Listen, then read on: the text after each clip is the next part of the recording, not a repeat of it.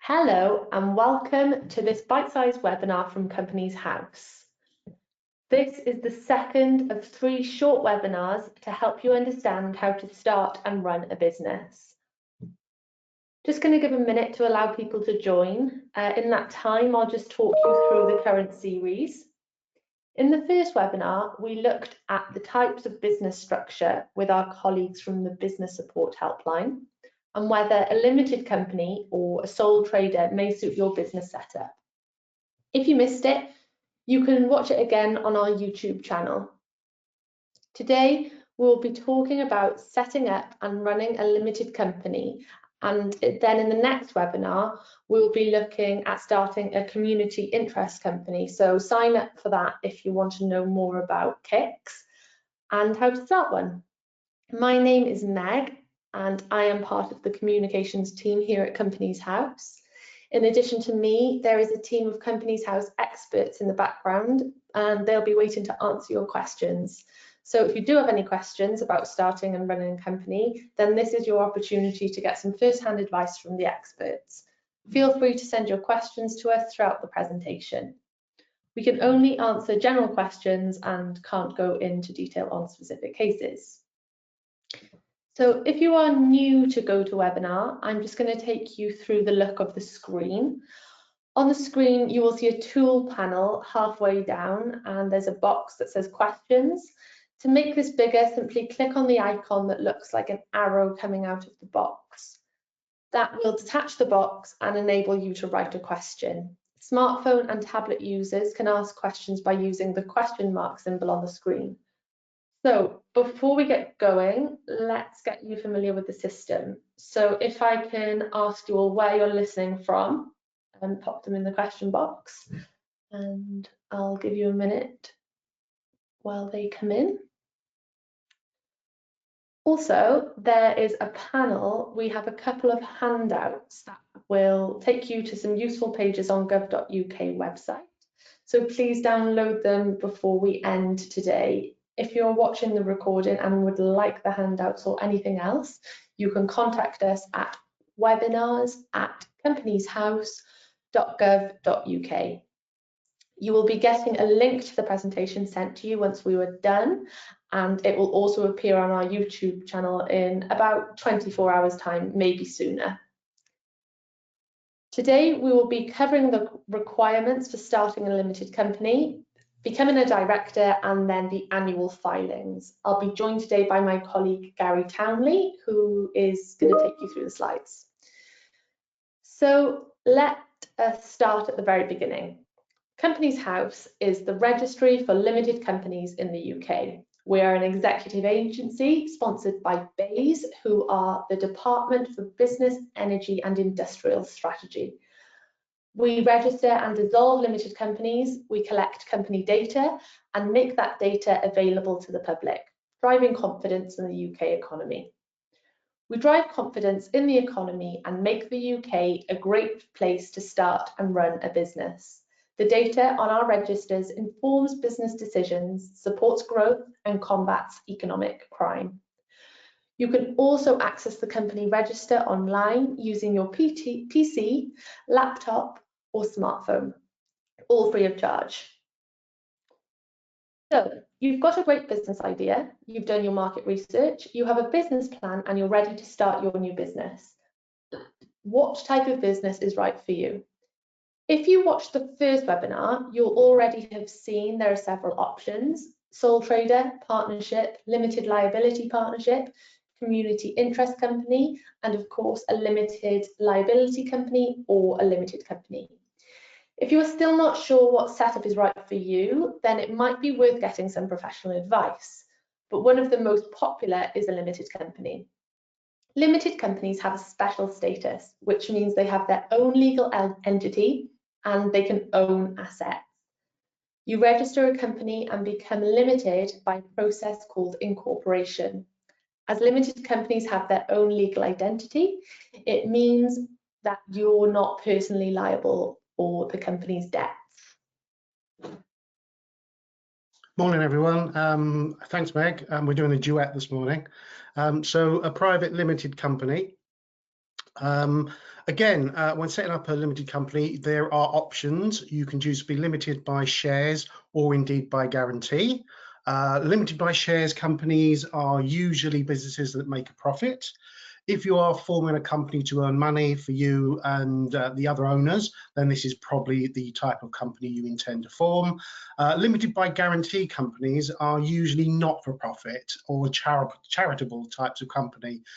They are typically registered by people wanting to start a charity, club, association, or other business that will be reinvesting the profits for the good of the business and indeed not for the owners. Now, for the purpose of this webinar, we'll be concentrating on limited companies by shares. Okay, this means that the company is legally separate from the people who run it. It has separate finances from your personal ones. It will have shares and shareholders and can keep profits it makes after obviously paying tax. And remember, our webinar next week is about starting a CIC. So if you want to join us for that, and that's the type of business you're thinking of creating, please sign up for that next week. So to set up a company, you will need a number of things which we're going to look at separately. These are now on screen. So a company name, a company address, a director, a shareholder, a SIC code, a memorandum of association, articles of association, any details of people with significant control, and we are now going to look at these in turn.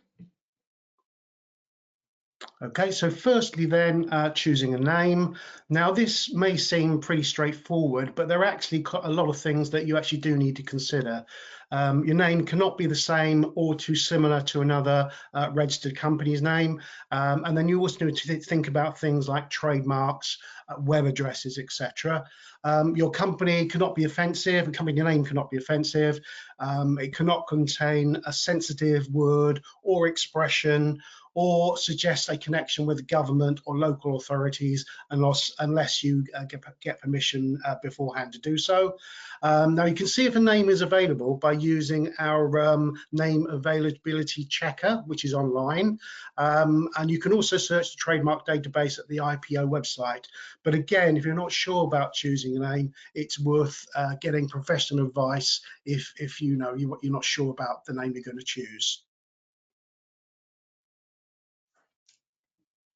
Thanks, Gary. So now your registered office address, this is the company's official address. It's where official communications are going to be sent, for example, letters from Companies House.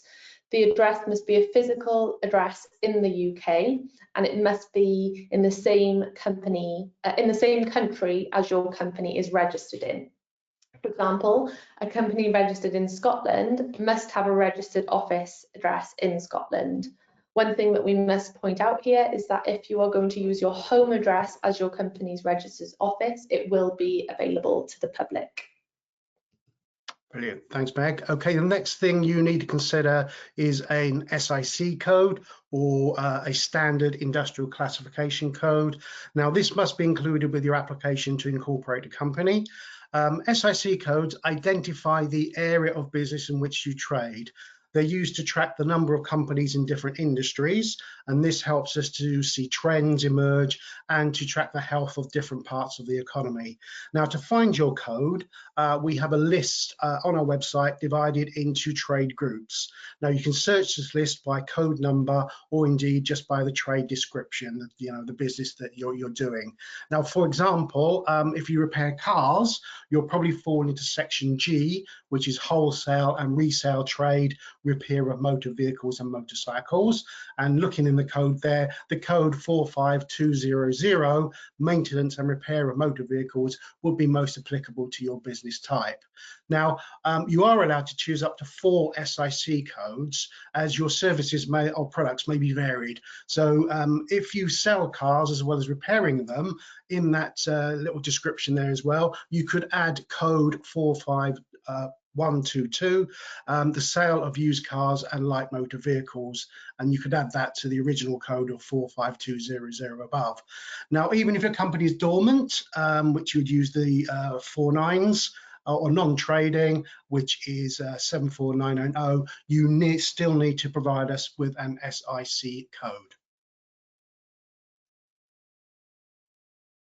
So all limited companies must have a memorandum of association and articles of association. The memorandum of association confirms the subscriber's intention to form a company and become members of that company on formation.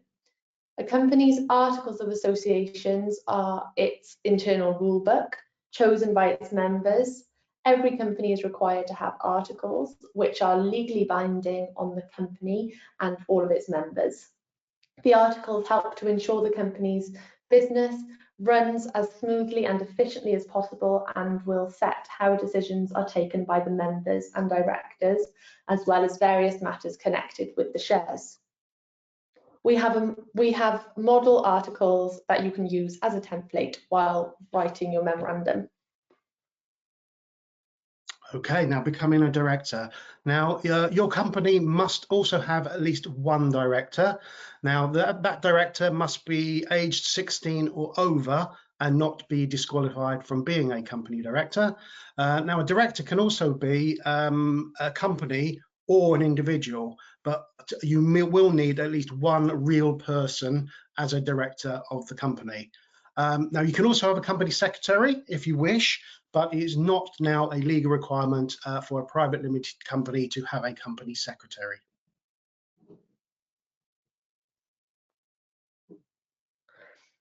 Directors are legally responsible for running the company and making sure company accounts and reports are properly prepared. You must follow the company's rules shown in the Articles of Association and keep company records and report changes. You can hire other people, such as an accountant, to manage some of these things for you, but you are still legally responsible for sending your company's records and accounts. If you do not meet your responsibilities, you could be fined, prosecuted, or disqualified. If you are disqualified, you'll be banned from being a company director for up to 15 years. As Meg said at the start, we collect some information and we make the information available for public inspection. Now, as an officer of the company, you'll have to provide a service address. This is where we'll send any post to you, but we also make this address available to the public. Now, as an officer, you also have to give us your usual residential address, and this is address where you live. We don't make your usual residential address available to the public. However, if you've used your residential address as your service address, then people will be able to see it on the public register. So think very carefully if you can use your residential address as your service address. So, in fact, there are a number of details that will be available for the public inspection, including your address, accounts, directors, names, etc. Anyone can look at this information on the public register. There are also records you need to keep. You can see some of them here, and they include the details of directors, shareholders, and company secretaries. Transactions when somebody buys shares in the company, all money received and spent by the company, details of assets owned by the company, financial records, information and calculations, and generally you must keep these records for 6 years from the end of the last company financial year they relate to. You may keep all or any of these records at the company's registered office. The company may choose an alternative location to make these records available for inspection. If you don't keep all your records at the company's registered office, you need to tell us the address of the alternative inspection location and which records you hold there. The company can only have one alternative location to the registered office at any given time. That location must be in the same part of the UK as the registered office. So a company registered in England and Wales can have an alternative inspection location in England and Wales, but not in Scotland or Northern Ireland. Okay, and last but not least, you must keep a register of people with significant control. Your PSC register must include details of anyone who has more than 25% of the company's shares or voting rights, anyone who can appoint or remove a majority of directors, or anyone who can influence or control your company. Even if there are no PSCs in your company, you still need to keep a register, and you also need to tell us that there are no PSCs in your company. So that's the requirements you need for starting your company. And now we're going to look at your annual commitments. Every year, you need to check that the information Companies House has about your company is correct. This is called a confirmation statement. It costs £13 to file your confirmation statement online and £40 by post. If you've signed up to email reminders, you'll get an email alert when your confirmation statement is due. The due date is usually a year after either the date you incorporated your company or a year after the date you filed your last confirmation statement. You can file your confirmation statement up to 14 days after the due date. Okay, the second thing then you need to do, as well as the confirmation statement, is the accounts. So the directors of every company must prepare accounts for each financial year, even if the company is dormant. Now, generally, your accounts must include a profit and loss account or income and expenditure account if the company is not trading for profit, a balance sheet signed by the director on behalf of the board and the printed name of that director. You then can accompany that with notes to the accounts. And these must always be sent, the copies of the accounts must be sent to all shareholders, people who can go to the company's general meetings, Companies House, and of course HM Revenue and Customs as part of your company tax return. Now, there are different types of account that you can file, and you can see these on the screen now. So different account types are micro entity accounts, abridged accounts, full accounts, and indeed dormant accounts. Now, if you're not sure what type of accounts you should be filing, it's maybe worth asking a professional such as an accountant. Now, when to file? If you've signed up to email reminders, then we will remind you when your accounts are due. But you can also, if you're not sure, is check online. So just log into our website, click on your company details, and that will tell you when your accounts are due. Now, if you don't file your accounts on time, there are indeed serious consequences if you don't file them or you file them late. Now, first of all, you'll have to pay penalties if you do not file your accounts with us by your deadline. Now, this can be quite expensive. It can be up to £1,500 if you are 6 months late. And the penalty will be doubled if your accounts are filed late 2 years in a row. Now, if you don't file your accounts at all, we may assume that your company is no longer in operation and it could end up being struck from the register. Here we have a reminder to sign up for email reminders. You can choose up to 4 email addresses here. Also, it's worth signing up for Proof, Protected Online Filing. This is a free service provided that helps protect your company from fraud. Registering your company for Proof means that we stop accepting paper forms, appointment changes, change of registered office address, company name changes, etc. for your company. Everything must be filed online. If we receive a paper form, it's going to be returned to the registered office. Okay, another service that is available online is called Follow. Now, Follow allows you to follow, as it says, any company on the register, and you'll get an email alert when a transaction has been made on that company. So you could follow a competitor, you could follow your own company just to make sure that you'll be notified when something changes to the register. and you'll be informed when obviously something has changed. Now, the question we often get asked there as well is, do the companies know that I am following them? And they do not. No, it's all anonymous, so you can follow anyone to your heart's content. Thanks, Gary. So that's it. We've looked at the requirements for starting a business and then your annual filings. I hope everyone has found it useful. Thank you to my colleagues for answering your questions. And remember, we are here to help you. Filing online will save you time and money. Keeping your records up to date will inspire confidence for anyone looking at your company on the register. And most importantly, filing on time will stop you getting any of those nasty late filing penalties. Lastly, there are some useful contact details, and please keep in contact with us on the usual channels: Twitter, LinkedIn, Facebook, etc.